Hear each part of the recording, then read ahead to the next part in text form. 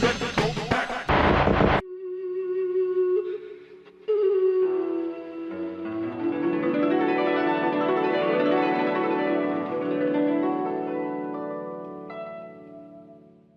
know, ever since its release in 2012, I never gave Sleeping Dogs a proper look, which was a shame because it really seemed right up my alley.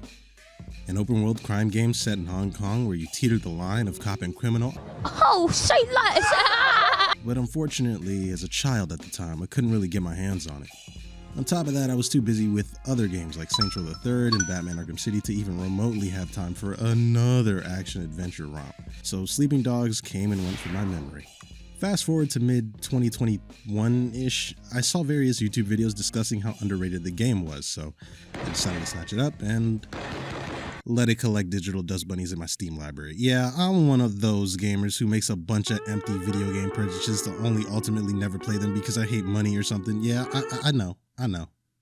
Boo this man. Boo this man. Yeah, I know. But now with you guys voting for it in the community poll that I made like ages ago, I'm here to rectify that. I'm here to play Sleeping Dogs. So let's download the game and see what it has to offer. Yeah, Sleeping Dogs is pretty damn good. Wow.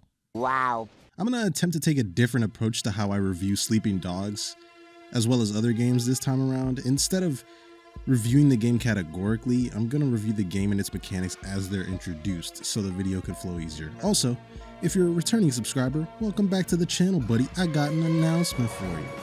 We got memberships available with 3 different perks. The Super Sleepyhead, which is a support tier, which grants you access to exclusive live streams. Ultra Sleepyhead tier, which lets you see videos early, and Ultimo Sleepyhead tier, which allows you to bypass any and every community voting poll and lets you suggest a video for me to do on any game you want. So if you want to keep this show uncensored and potentially make this my YouTube career, by all means hit that join button, though it is not required. If you don't got the money, like subscribing and liking is more than enough.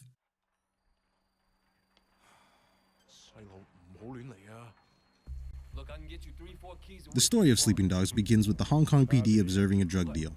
Our main character Wei Shen alongside our fellow drug dealer Naz are looking to sell some kilos to a buyer. Unbeknownst to all parties, a local security guard stumbles across the deal.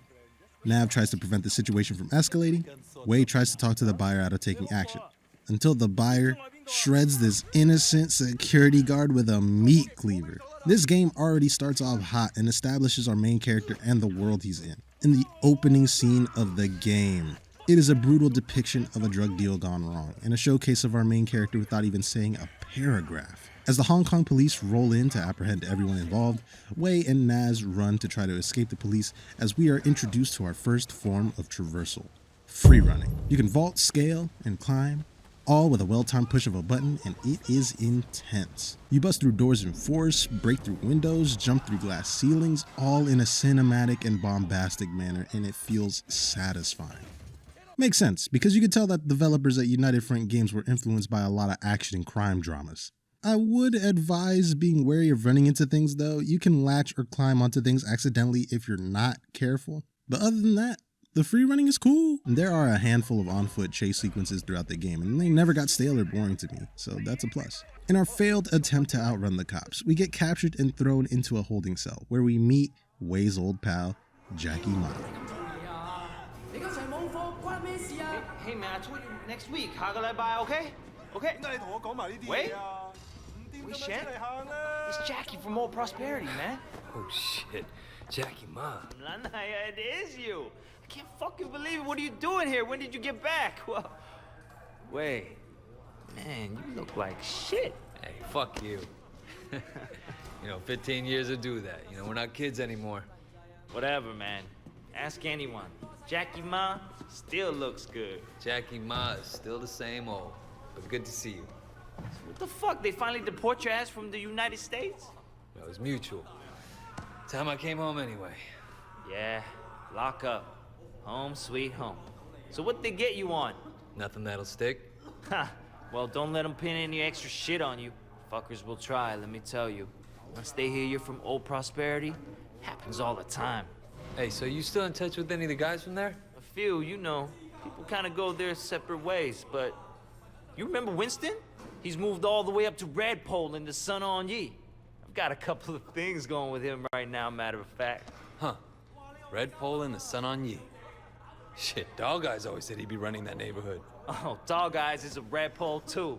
And still a total poke guy. He was the one who got Winston in. They were pretty tight back then, but now... Hey, wasn't Dog Eyes hanging with your sister? Yeah, it was a long time ago. Hey, remember when we were kids and you stabbed Dog Eyes with a pen? You totally saved my ass that day. Oh man, I gotta tell Winston that story. He'll fucking love it. Man, Wei fucking Shen in the flesh. I can't believe it. Looks like I'm out of here. Hey, Jackie. So look, if you and Winston ever need help with any of that shit you got going on with him... Of course, man. Look me up when you get out. It'll just be like old times. Wei is then sent into an interrogation room to meet our interrogators, Senior Officer Thomas Pendrew and Inspector Raymond Mack. It is revealed to us that Wei Shen is working undercover with Pendrew to bring in Winston, along with the rest of the Red Poles, to take down the Dragon's Head and the Sun On Ye organization as a whole. Though Pendrew deems Wei the most capable man to operate undercover, Raymond is not so sure.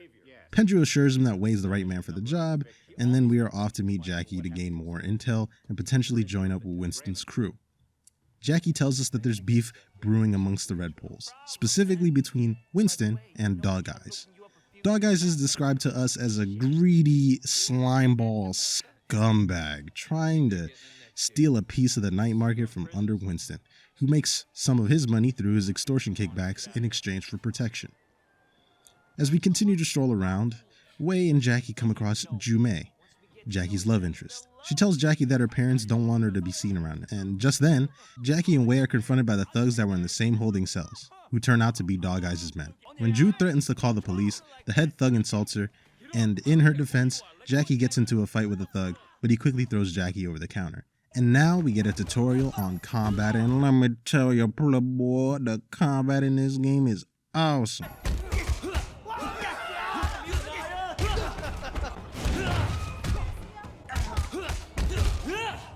Combat consists of attacking, countering, and grappling.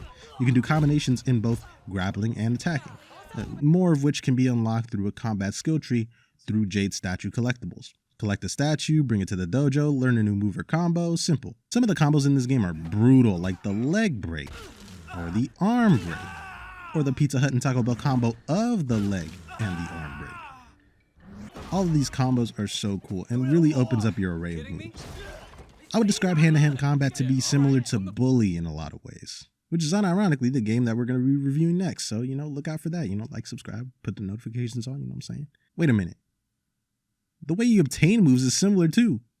And some of the combos. There's no way that this is just coincidence. This is either influence or just plain plagiarism. The only thing, in my opinion, that hinders combat at least a little bit is this little look around animation, which locks Wei in place for a second or two if you accidentally match the counter button. If you aren't constantly active when fighting, you are going to get caught up in a stall animation like this, and it's not great. There's also locked animations from enemy attacks too. Sometimes you can breeze through a combat section like a knife through butter, and other times you can get hit regardless of if you hit the counter button. For first-time players, it does feel a little wonky, but once you burrow into the game's rhythm, you can get pretty damn smooth at combating multiple people. We also learn about environmental attacks. Whenever you grapple someone in a location with interactable objects, said objects have a red outline. You could drag your opponent into something like a phone booth, or a soda machine, or something like an air roof conditioner. I don't think I can even show any of these for real, but I'm a young channel, so I don't give a fuck. Throughout the game, you'll come across enemy variations as well, like a dude with a knife, or a bigger dude that can't be grabbed unless if you have full face meter. And I guess I gotta talk about face meter now. Face meter, when activated, basically gives you a chance to regain whatever health you lost and intimidate your enemies, making it easier to take them out in hand-to-hand combat. Face also has its own XP meter as well. The more you do side missions, the more your face grows. Think of it as like a reputation bar. The more face you have, the more perks you gain. So doing side missions is a must to make the game easier for you. But we'll get back to more things you can do in the open world in a bit. After our fight with these thugs, Wei and Jackie head to Winston to see if we can get put on, so to speak. To test us, Winston assigns his right-hand Conroy to have us handle some of Dog Eyes' men to take back the marketplace. Before that, though, Conroy wants to test us by having us run a little gauntlet. And in the midst of this, we get interrupted by Winston and get introduced to Dog Eyes. Boss, we were just leaving. 走了, huh? And it was just getting interesting too. Winston, my old friend. So good to see you. How's your family, huh? What do you want, Dog Eyes? Oh, Winston, wait. Brother, I just came to talk to you, man. For old time's sake. Let's work something out here, okay? We can share the night market, huh?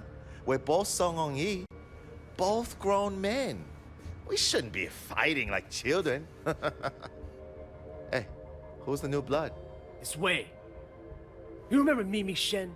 Back when you first started getting girls with Big Smiley? Oh, Mimi. Oh, yeah. First girl ever sucked my cock. Yeah, so what? Wei's her brother. And I was the first guy who ever stabbed you. You remember me now? Whoa, Wei, what the fuck, man? Seriously, Wei? I apologize. I'm really sorry your sister blew me. The night market is mine, Dog Eyes. You got Siwa in the warehouse. That was the deal. So stay the fuck out. Hey, tell your sister give me a call, huh?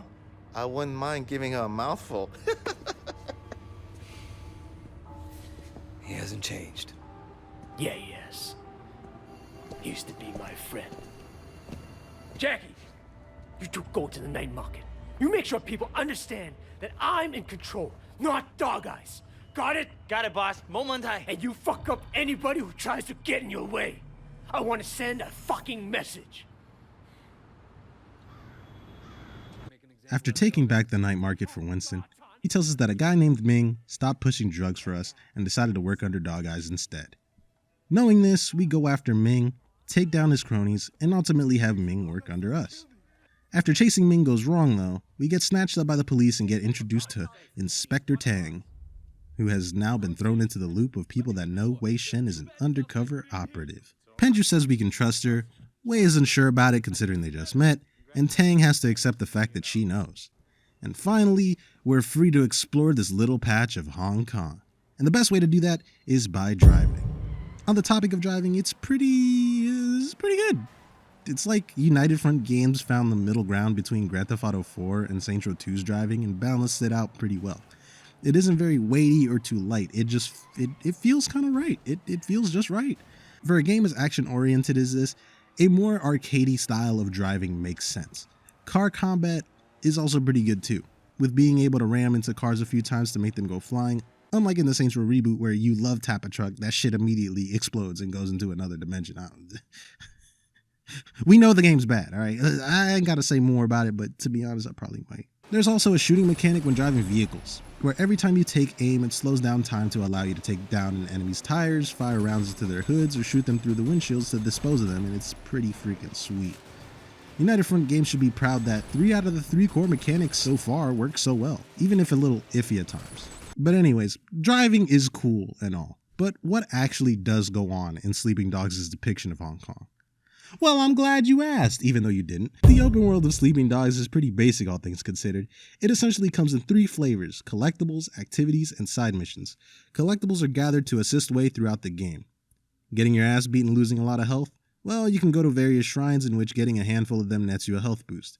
You want to learn new moves? Collect the aforementioned jade statues and bring them back to your dojo instructor to learn real special army stuff. There's also security cameras, which only really provide the satisfaction of busting up a drug deal, so if that gets your rocks off, go for it, I guess. But we'll come back to this later. There's also lock boxes, which net you some money or clothing, which is cool. There's a bunch more collectibles and tasks unlocked later in the game, but honestly, I didn't really care to interact with any of them. I'm sorry. I failed my family and clan. I'm sorry.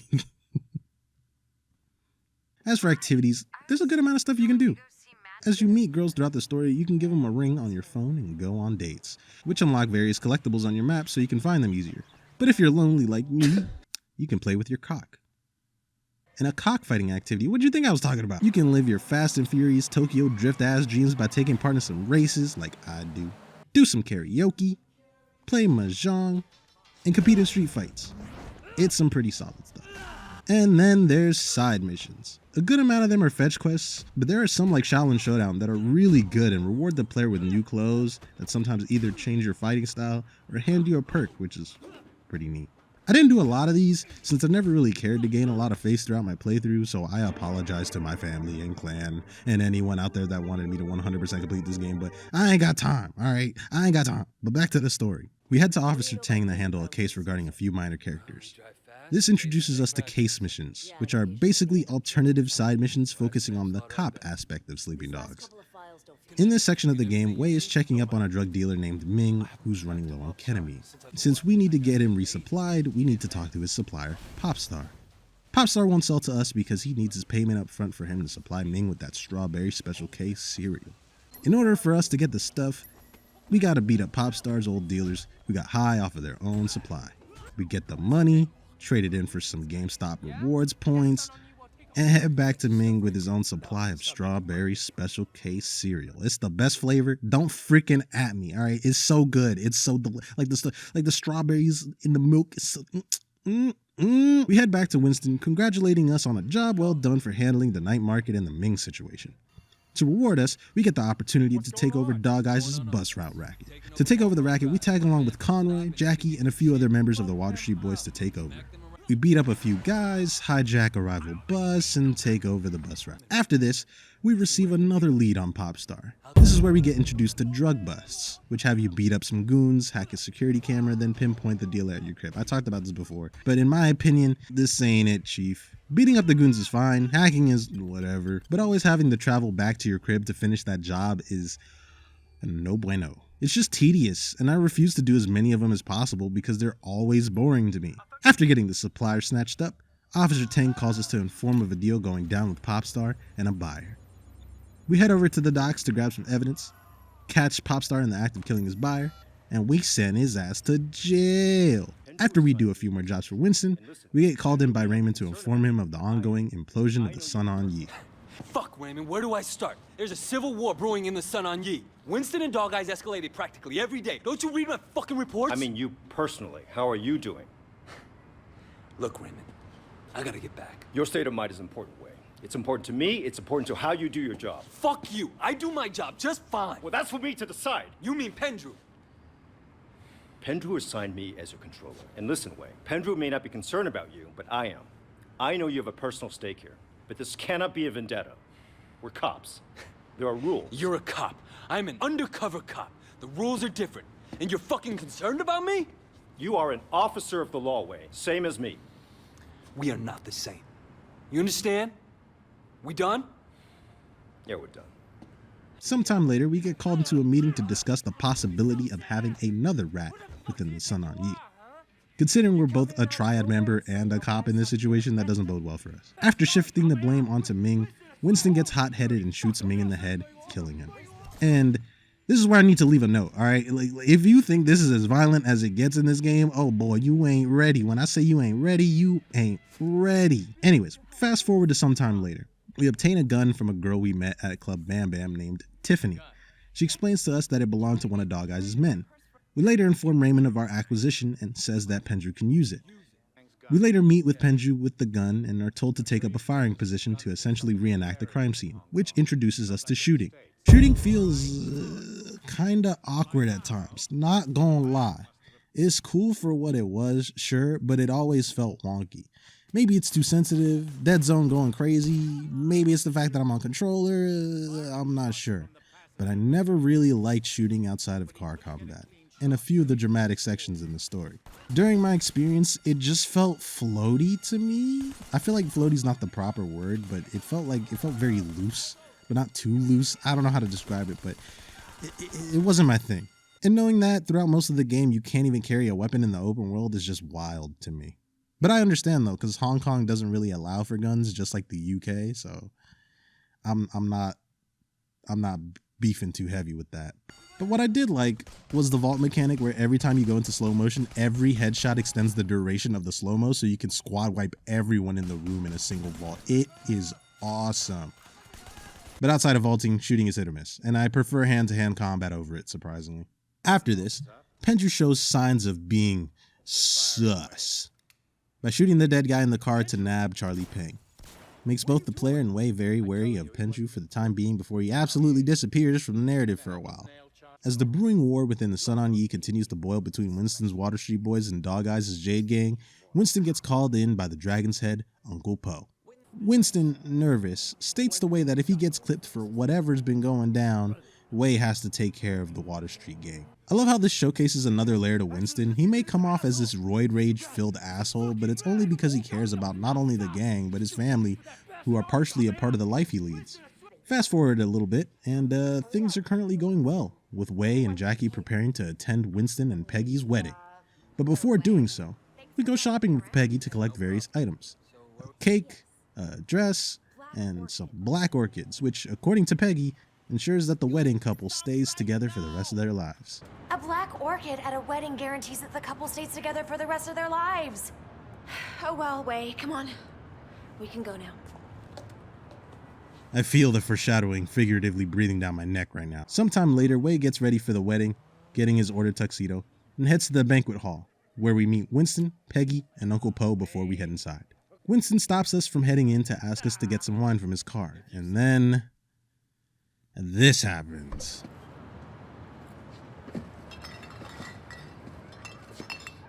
Shit!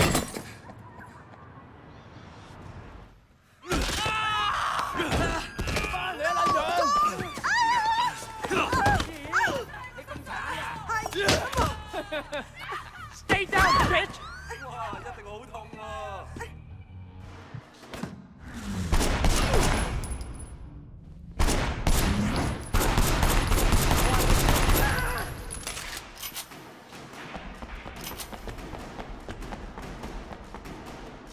Winston! Shit. Oh God.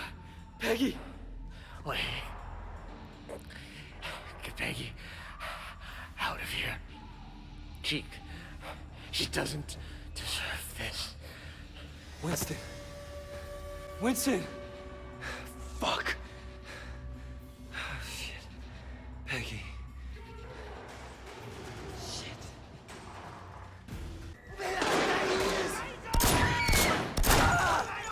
Call the rest of the boys! I need them here now! Uncle Po! Are you okay? Can you walk? What's going on? What happened to Winston? Okay, come on. We gotta get you out of here. So to basically recap, a whole rival crew dressed up as the staff kills Winston and Peggy, amongst others. Uncle Po got badly shot, and now Wei has to fend off Wei's guys who want us dead too. This is probably one of the coldest scenes I've seen in a video game for a good while. Our leader and his wife, who's practically innocent, get killed on their wedding day.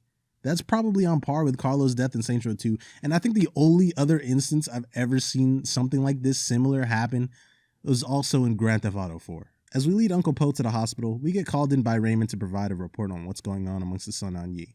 And what's going on is all-out war. Where have you been? Stuck in traffic. It's Hong Kong. Fuck, Raymond. You think showing up for these things is easy for me? I know you've been through a lot, Wei. More than we have any right to ask. Now the wedding. It was a massacre, Raymond. A massacre. Winston was a Red Pole, sure, but his wife, they fucking gunned down his wife on her wedding day. We knew you would become personally attached, Wei. It's inevitable in an operation like this. And seeing something like that would be hard. Hard for anyone. It's war now. No, it's not. You're a cop, all right? Your job is to enforce the law. You can't remember that? I'll pull you out right now. Pull me out? Your job was to get close to Winston. Now, that's not much of a strategy. Get close to. Open your eyes, Raymond. I am Winston now. With him gone, I'll be taking his place. You want the chairman? I report to him now. You want the Red Poles? I'm one of them. That's what worries me, Wei. You're one of them. You want to give up the best undercover HKPD has ever had? Your best shot taking down the Sun On Yee? Exactly. We done? Yeah, we're done.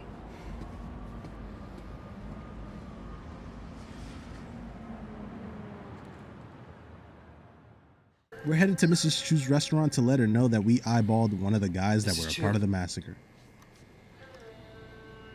I was just stopping by to see if there was anything you needed. I know it's no consolation, but I gotta look at one of the gunmen from the wedding. Now I will find him, and I'll make him tell me who's responsible. But instead of us taking care of one of the men who were a part of the hit ourselves, Mrs. Chu wants to handle them personally.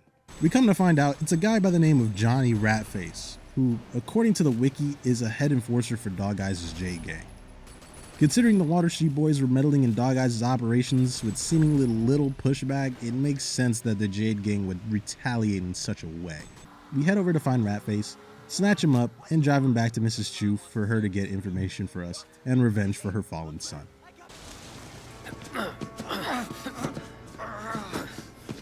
Johnny the Ratface. Meet Mrs. Chu. Winston's mother. Osama! I don't know what this guy told you! 佢話俾我聽 ，Winston 死個人你就喺嗰度。 Fuck! 家你話俾我聽，邊個叫你做啊？ I don't know what you're talking about, you crazy old bitch! Please! 喂，你而家應該走，你走啦喂。Wait! Don't leave me here! She's fucking crazy! Okay, I'll tell you anything you want to know! Just please, don't!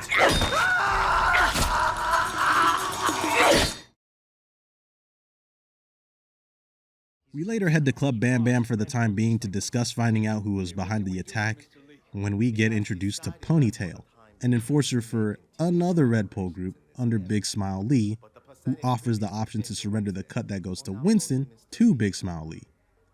Wei hits him with the reverse Uno card and says, "Get that shit out of my face!" And Ponytail tells us we'll regret that decision with the swiftness, because as soon as we walk out of the room, we get ambushed immediately.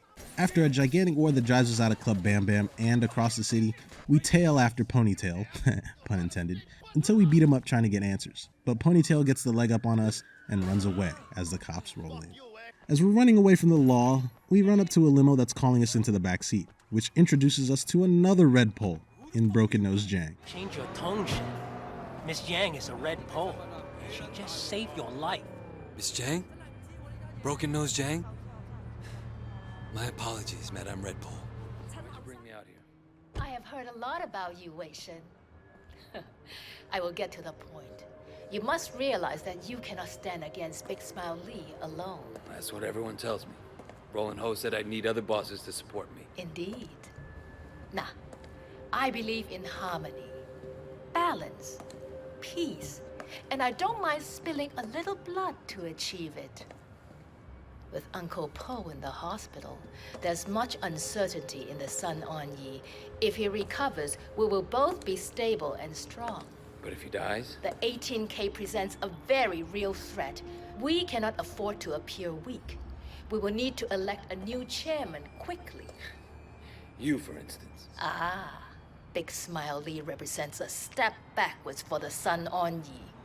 Why continue to force girls into prostitution and pornography when there are other, less archaic, more profitable ways for us to make money?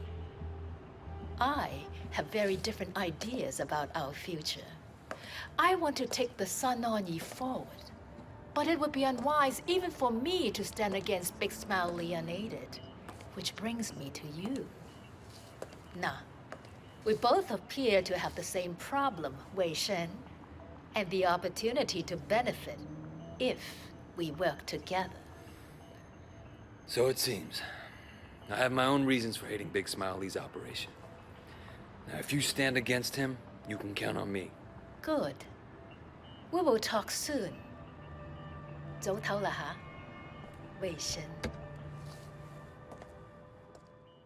We double back to Mrs. Chu's restaurant to inform us that Dog Eyes was behind the attack that killed Winston, Peggy, and put Unc on the shelf. And as much as we'd want to make Dog Eyes suffer for what he's done, Mrs. Chu wants him brought back to her. So we head to Dog Eyes, chase him by boat to a local fish packing plant, beat up his dudes, and grab him up to take him to Mrs. Chu. But before I get to that part, fun fact, I found out that Dog Eyes' health doesn't actually go past 1 in his health pool during this mission, so he cannot die prior to Mrs. Chu. So if you ever wanted to take out your frustrations on Dog Eyes, you can do that indefinitely until you choose to progress the mission. Wait up! The car's over here! So we bring him back to Mrs. Chu, and I'd rather not really speak on this moment in particular. I just roll the credit. Sit down and shut the fuck up.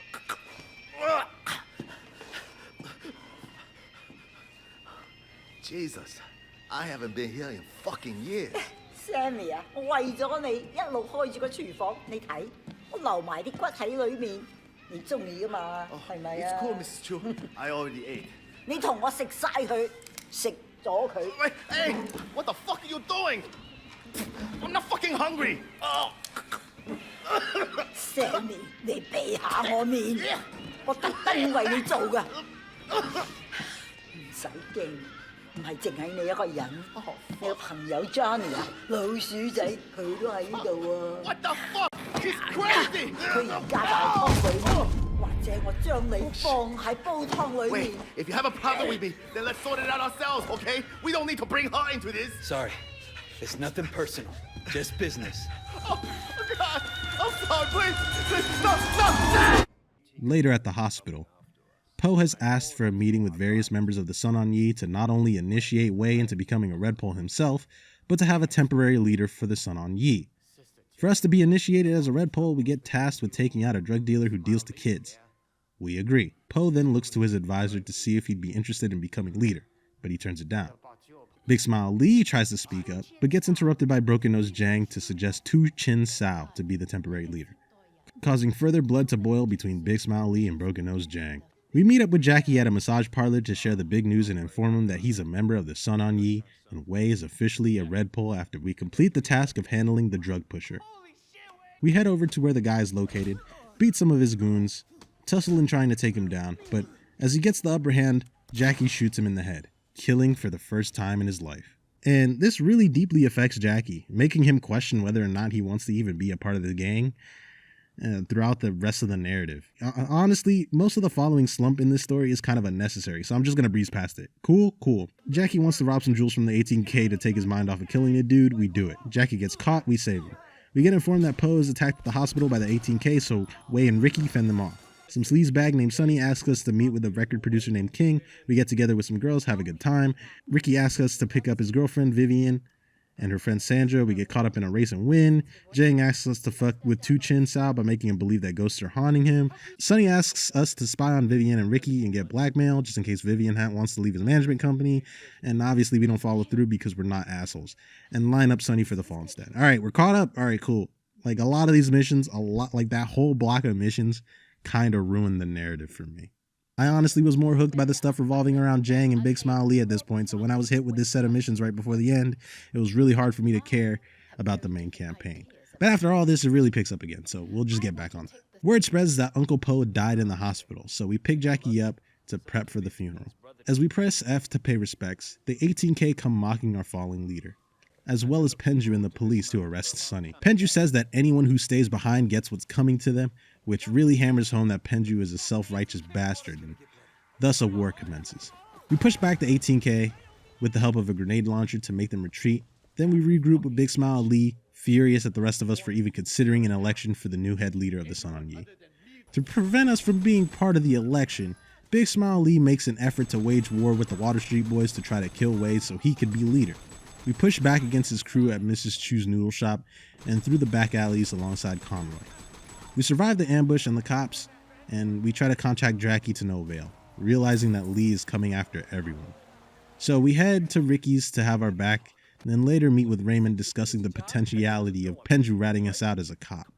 But before we're given an answer, a member of the 18K calls us out to try to find Jackie after they took him. Wei fights a bunch of goons, finds out Jackie is being buried alive, saves him, and kills some 18K along the way. And thus we reach the finale of our main campaign. We get a suspicious text from Jackie telling us to meet him somewhere, and when we reach his location, Wei calls only to hear Jackie's phone ringing. Discovering the source, Jackie?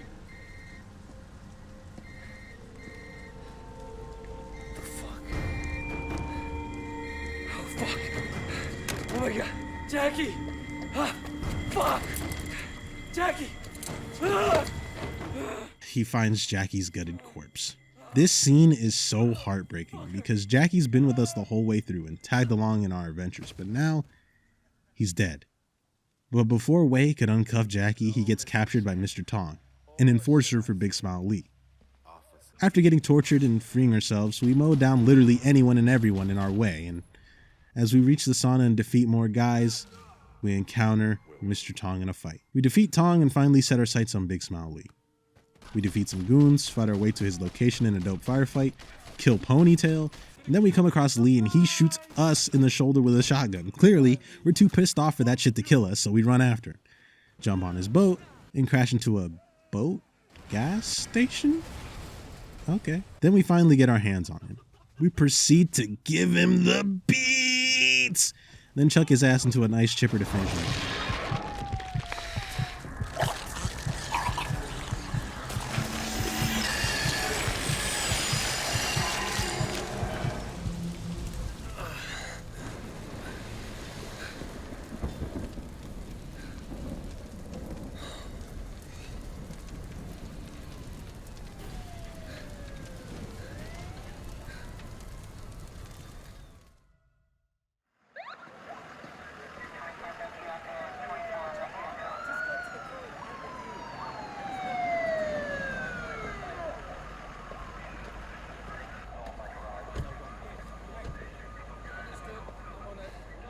Raymond.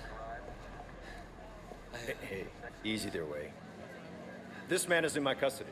Yes, sir. You okay? Yeah. Where's Pendrew? He's up for promotion. Interpol. He's done with us. He's dirty, Raymond. He outed me to Big Smile Lee. Take it from me, Wei. Whatever you heard, it won't matter. The only voice they hear is Pendrew's. You did what you came here to do, all right? Let's get you cleaned up.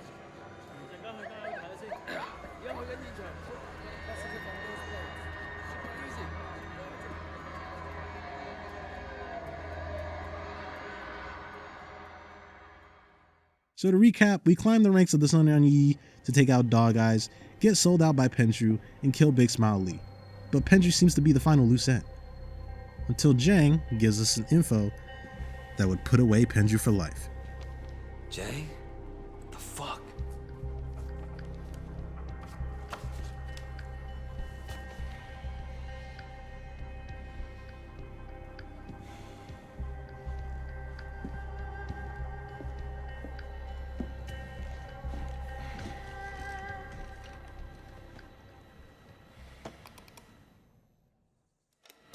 Uncle Po?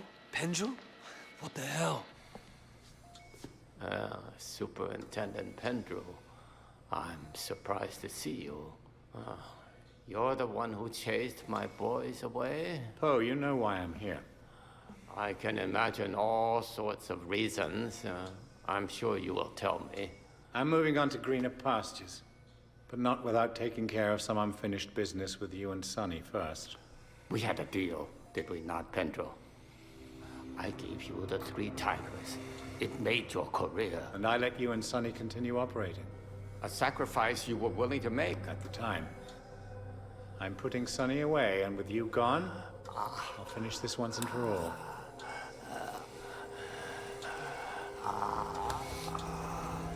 The only difference between you and me is...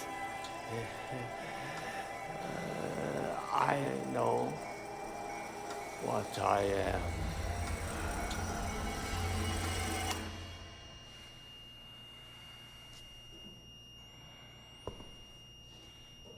Jesus Christ.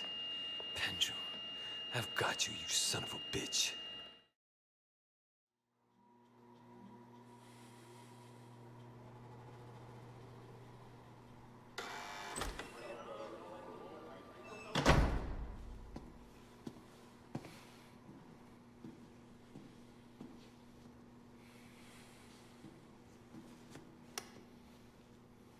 What would you like me to say?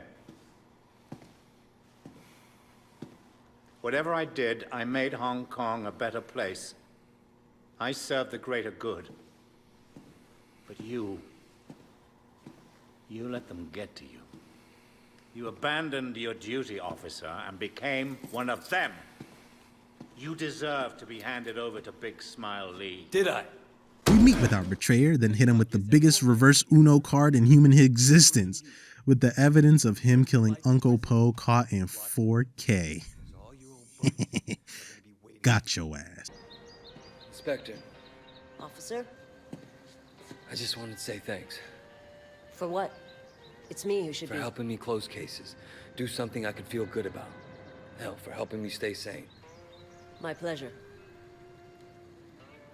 So, what are you gonna do now? I don't know. Job's over, but I don't really have anywhere else to go. Strange to say it after all that's happened, but Hong Kong kind of feels like home. Yeah. But which Hong Kong, officer?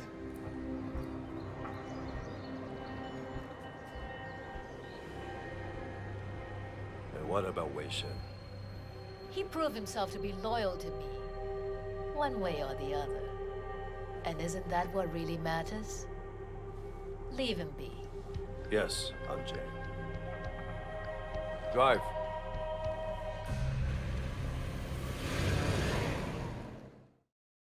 And that's the conclusion of Sleeping Dogs' main campaign. But considering I'm reviewing the definitive edition of the game, I gotta talk about the DLC too. So let's start from worst and work our way, and get it, upwards.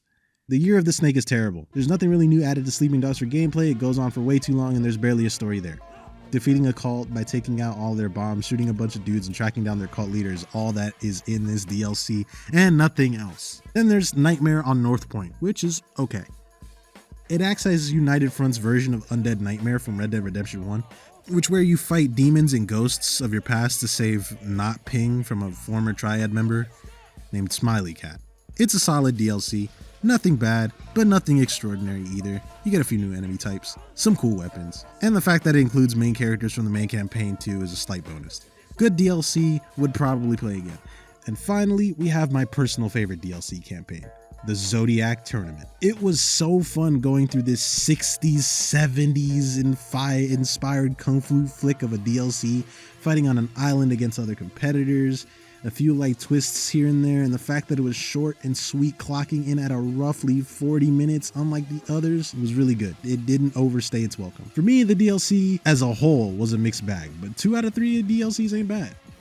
But what did I think of Sleeping Dogs personally as a whole? Now, while Sleeping Dogs is a good game, I personally feel that the word underrated feels inappropriate. I'd rather say that Sleeping Dogs is not underrated, just underappreciated.